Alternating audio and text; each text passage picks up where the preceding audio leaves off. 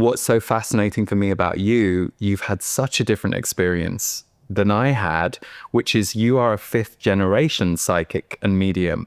So I'm like, wow, what's that like? Like, coming from this lineage and growing up in that way. So I guess my first question to you is, what is that like? Because you've had an experience that most of us don't have. Most of us find spirituality or our intuitive gifts usually a little later in life, or when we're with a family that supports it, which is quite rare for most people. So how was it for you as a kid growing up with this as part of your life? What did that look like and feel like? It's a good question.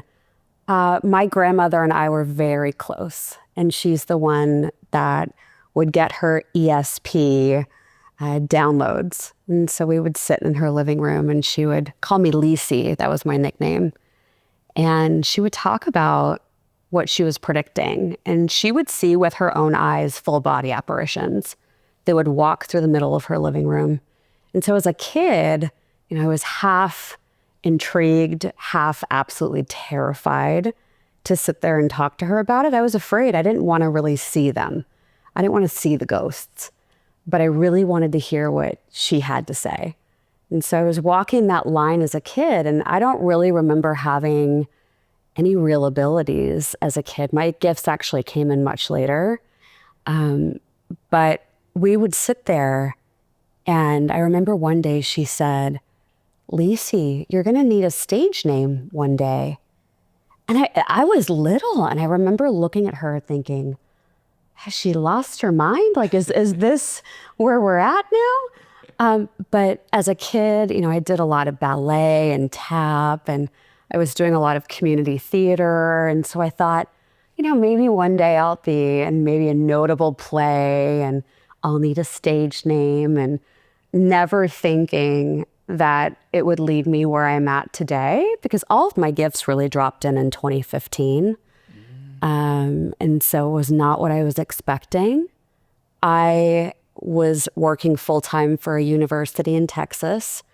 I had started a dating and matchmaking company. I was really minding my own business. And it was this twist of fate where I went on a trip to New York to the Omega Institute. Mm-hmm. And I decided last minute to fly up there to attend a workshop on synchronicity. Of course, like, how ironic could it be? And I go there and I listen to Dr. Eben Alexander, who talked about his near-death experience and his journey as a neurosurgeon, and all of these things happen on this trip.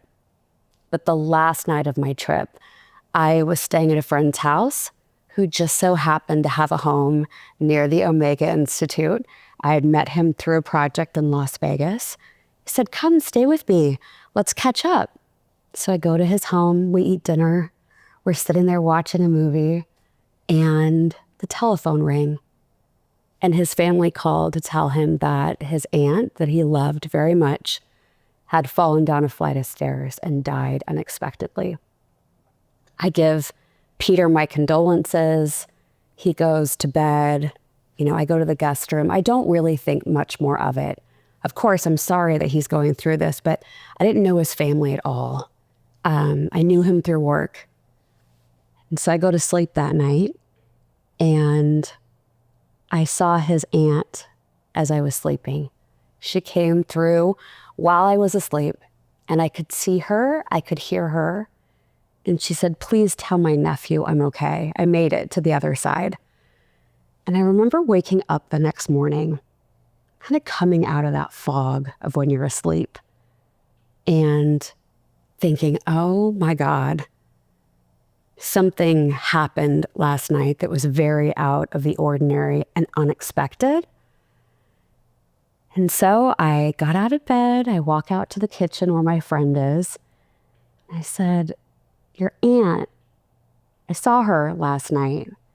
And my mind started going back to being that little girl in the living room with my grandmother and thinking about what we would share as stories and what my grandmother would tell me that she would see.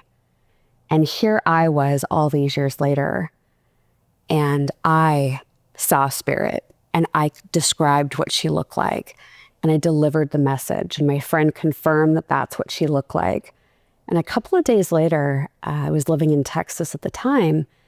I got a text message while I was eating lunch with a friend, and I dropped my phone and I actually started tearing up in the restaurant. My friend, what's wrong? What's wrong? And I said, this is his aunt. And I could see the photo that my friend had just sent me from her memorial service. And it was exactly as she had appeared a few nights before. So I have my grandmother to thank for really laying that foundation where I wasn't that afraid of it. I didn't want to see it in front of me like a person walking across the room. But I think that's why my clairvoyant gift looks like a daydream. It's not scary. And so Spirit uses my senses in a way that feels okay.